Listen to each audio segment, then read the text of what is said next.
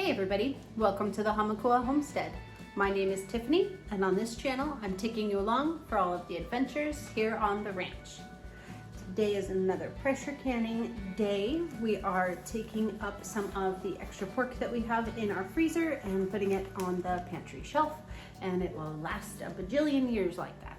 Today's pork canning recipe is not a recipe at all. I am taking a couple of ideas from different things that I found on the internet, also talking to friends and family about how I can possibly do this and make it canning safe. So I have come up with a recipe that is completely safe as far as the ingredients go. It's not approved, of course, but we're gonna give it a try. The end result of today's canning experiment is Char Siu Pork. It is not going to be like fried like you're used to seeing in Chinese restaurants, things like that, but it will have that char siu flavor, and you can just go ahead and warm it up and throw it on some rice and you're good to go.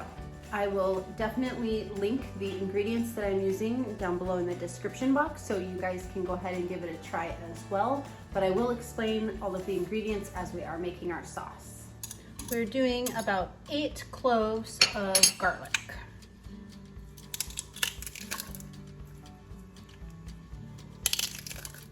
Okay, so now that we have our garlic, I'm gonna start adding our spices.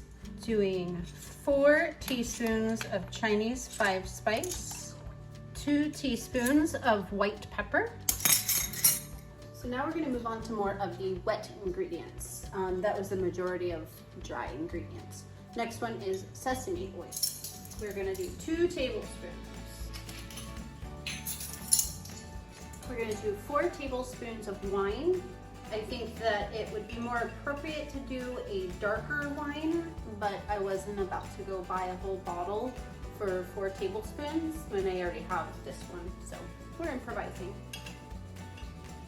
This one is a Chardonnay. It came to my attention that soy sauce has wheat in it, and we cannot safely can wheat. So I got this substitute. It is made from coconut amino acid. Yumminess. Tastes like soy sauce. We're going to do 4 tablespoons of this as well. And gluten-free hoisin sauce. It is organic, soy-free, non-GMO, no cane sugar, vegan. We're going to do 6 tablespoons of this one. So I just thought of a trick that I had heard a while ago about like serving honey and molasses. If you dip your spoon in oil first, then this won't happen. The next thing that it calls for is molasses or molasses substitute that I forgot how to pronounce. I wasn't able to find molasses at the store that I was at, but I found golden syrup, which I think is kind of similar in its makeup. So we're gonna go ahead and use this guy.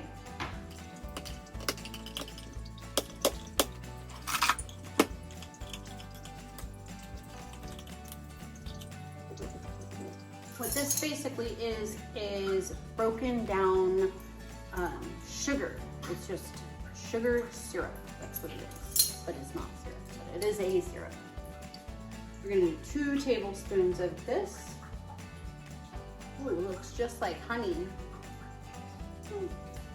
Oh, I should have used the oil. Now, I was able to find non-artificial plant-based food coloring to make it red like char siu. I don't know, I don't think that's important, but so we're gonna do 1.5 teaspoons.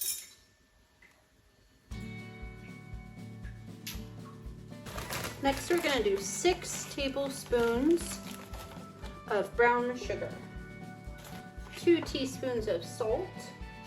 This is mineral salt, not iodized salt.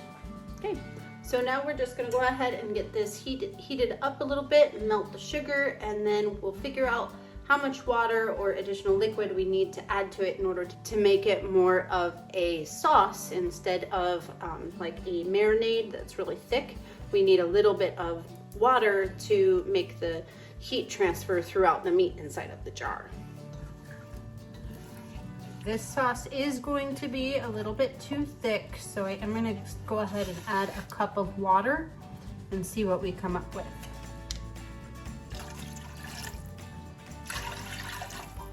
Okay, so I'm gonna go ahead and get this mess cleaned up while our sugar is dissolving and it's coming up to a light simmer, and I'll bring you back when it's time to fill up the jars. So our sauce is up to a very light simmer, our sugar and everything is dissolved. I'm going to toss our pork directly in here, make sure that it gets really nicely coated before we start jarring it up.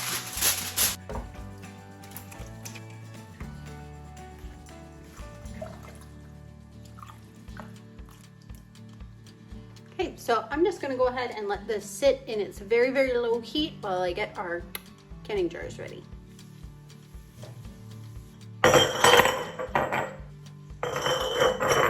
So we're gonna start with our first jar, see how the texture of this sauce is. It's pretty liquidy, which is necessary for safety. We'll just see what we come up with. Now this meat is still definitely raw at this point, most definitely.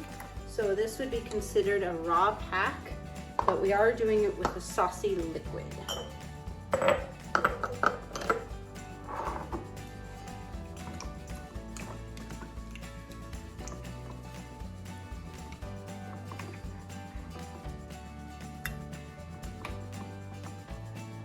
There we have our first jar. It is about at 1 inch headspace. We want to make sure it stays about right there, including the liquid and the meat, and we want to take all of our bubbles out first.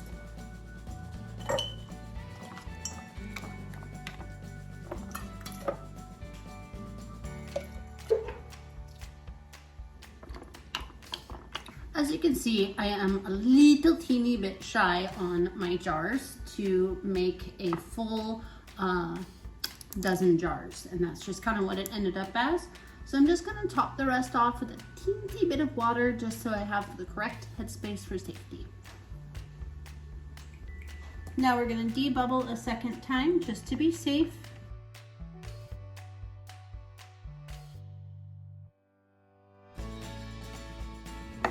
When I open up these jars, I will imagine I will want to thicken the sauce, and I will probably do so with either making a gravy sauce with it on the side with these juices, or we will just go ahead and add a little bit of flour or cornstarch to it directly out of the jar, just in a saucepan. Either one of those seems like they would be viable options. So we can just thicken it up to make a nice sauce after we open up each of the jars. So you can see how dirty our rooms are. I've got some cleaning to do. So I just got our canner ready to go, and I'm gonna just go ahead and get these washed up and ready for our lids.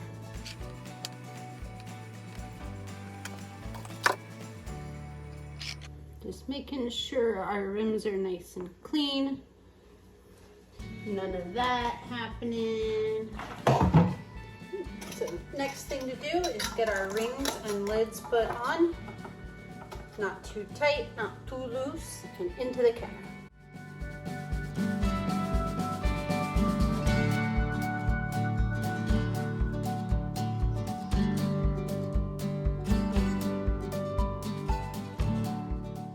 It is time to go ahead and close up our canner. I have 6 jars on the top and 6 jars on the bottom.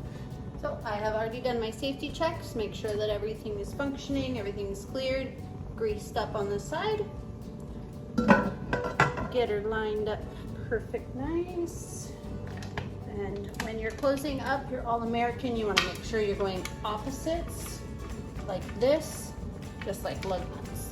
And that's all we need to do for now. We're just gonna go ahead and let this come up to heat. It's probably gonna take a little while, and we will know when it's time for the next step in the process, when we have steam coming out of our vent pipe. We have a steady stream of steam coming out of our vent pipe. Now it is time to set our timer for 10 full minutes to let all the air expel out of the canner. Now that it has been 10 minutes, we're going to put our weight on. I am at 15 pounds of pressure for my elevation. We are up to pressure, so now I'm going to go ahead and set my timer for 75 minutes. Anytime you're doing something in tight jars that has meat in it, not fish, but meat, then you are going to do it for 75 minutes.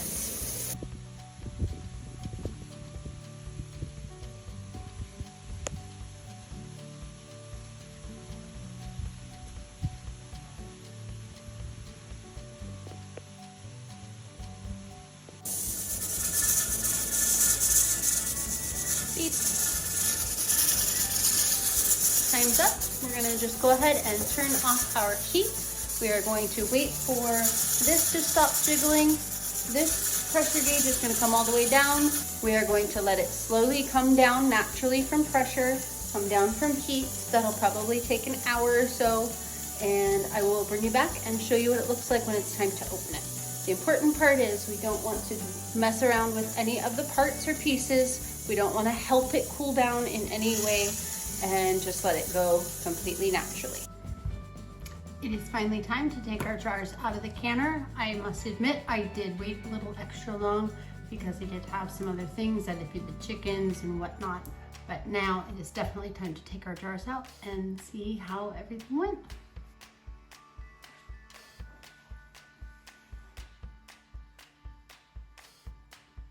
Still bubbling a little bit. Like I said, I did wait a little bit longer than necessary to take them out.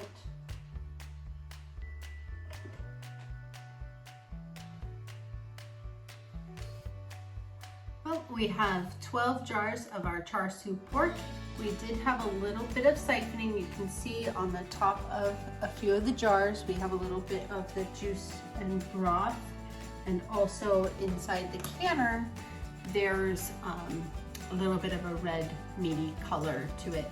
It's not too bad. I'll show you.